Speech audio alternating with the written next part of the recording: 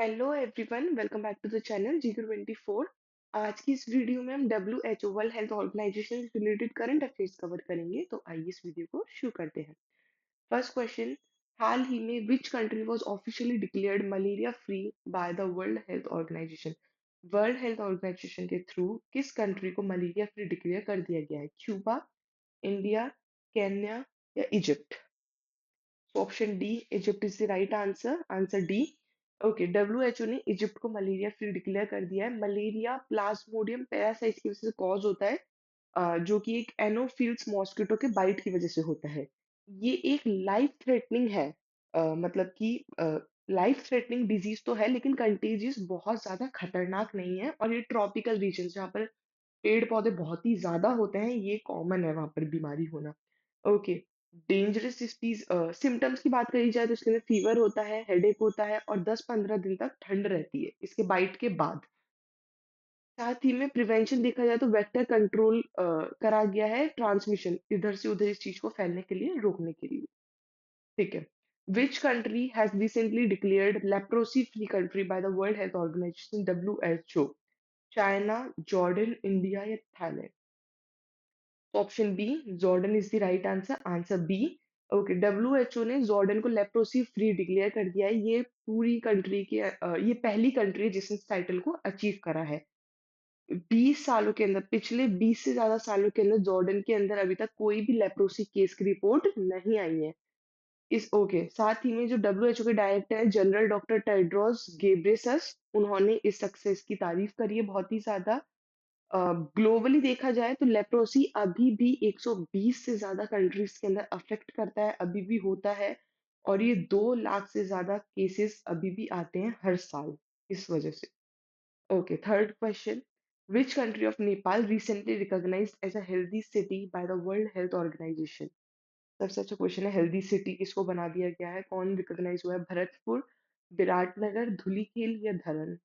नेपाल की कौन सी सिटी है? That is Dhulikhel. Answer C. Okay, Dhulikhel Nepal की एक सिटी है जो पहली WHO रिकॉग्नाइज्ड हेल्दी सिटी बनी है कंट्री के अंदर, पूरी कंट्री में। ये कवरे पालन चोक डिस्ट्रिक्ट है, उसके अंदर लोकेटेड है। ये 18 किलोमीटर दूर है काठमांडू से। साथ ही में इस चीज को हेल्दी सिटी को रिकॉग्नाइज 2024 अगस्त में, हेल्दी सिटी रिकॉग्नाइज करने से पहले इन्होंने 2 साल इस चीज को मॉनिटर करा था। डब्ल्यूएचओ ने इस चीज को देखा था अच्छे से।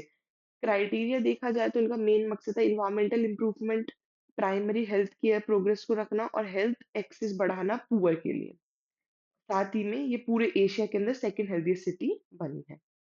फोर्थ क्वेश्चन इज, रिसेंटली हाल ही में world health organisation declared which virus a public health emergency of international concern?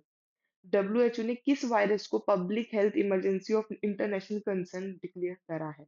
Ebola virus, Zika virus, monkey pox virus या SARS CoV 2 virus? SARS। Okay, option C, monkey pox virus is right answer. Answer is C.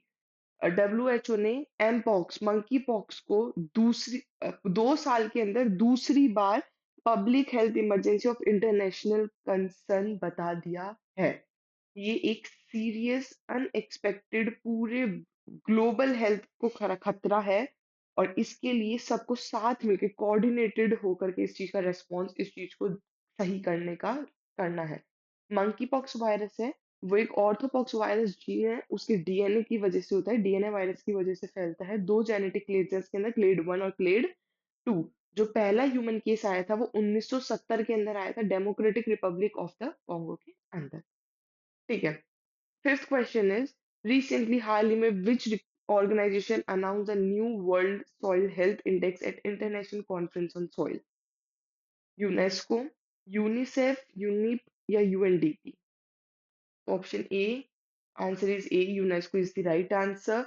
UNESCO ने हाल ही में new world soil index को launch करा है, जिससे कि सॉइल क्वालिटी को स्टैंडर्ड करा जा सके, बढ़ाया जा सके। साथ ही में पूरे ग्लोबली, पूरे विश्व के साथ इन्होंने सॉइल डिग्रेडेशन के ट्रेंड को और उसकी इम्प्रूवमेंट को मॉनिटर, उसको देख रेख करा है।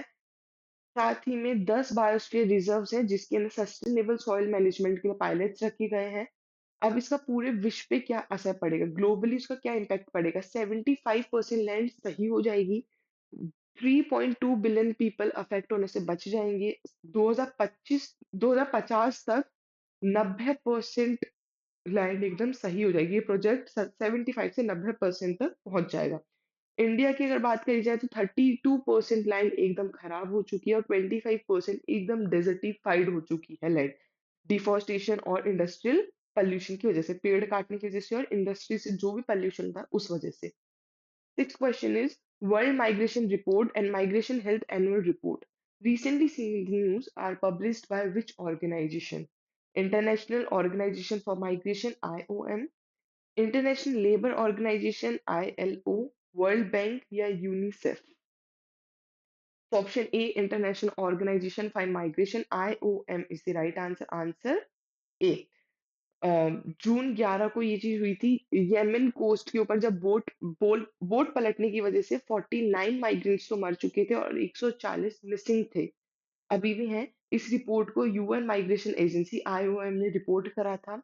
आईओएम 1951 के अंदर स्टैब्लिश हुआ था, इसका हेडक्वार्टर जेनेवा के अंदर है, 175 मेंबर है पूरे स्टेट्स के अंदर।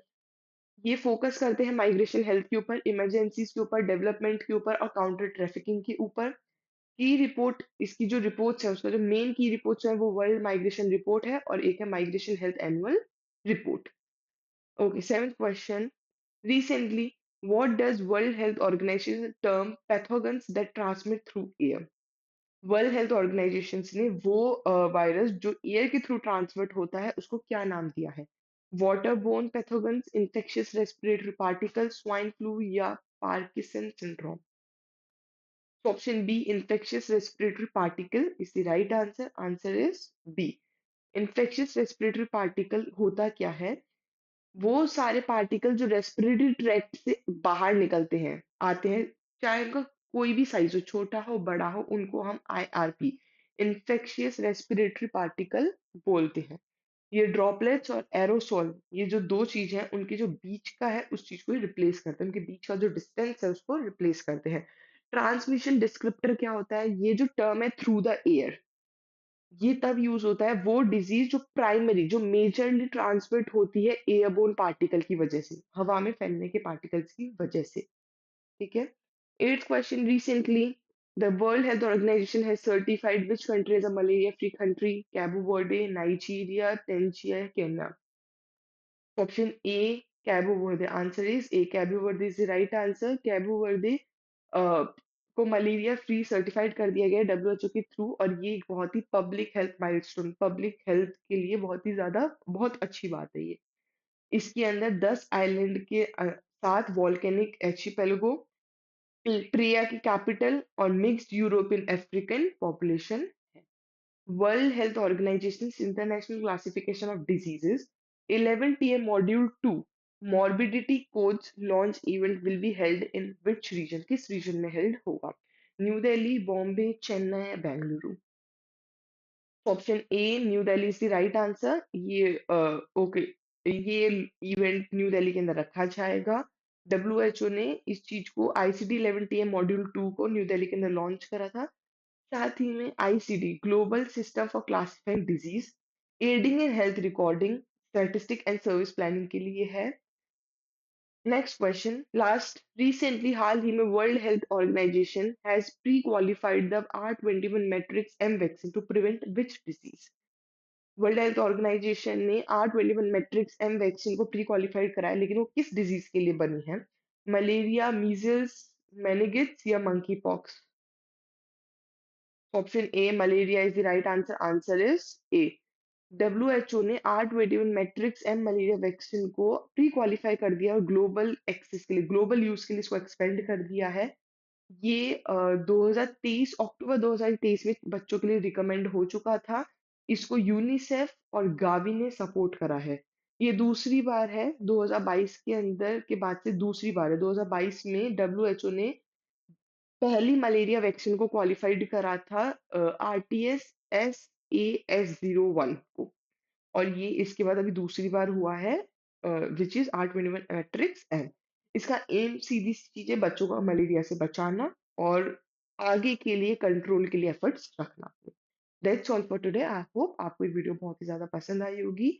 अगर वीडियो अच्छी लगी है तो चैनल को सब्सक्राइब, शेयर, लाइक करना ना भूलिएगा। Thank you.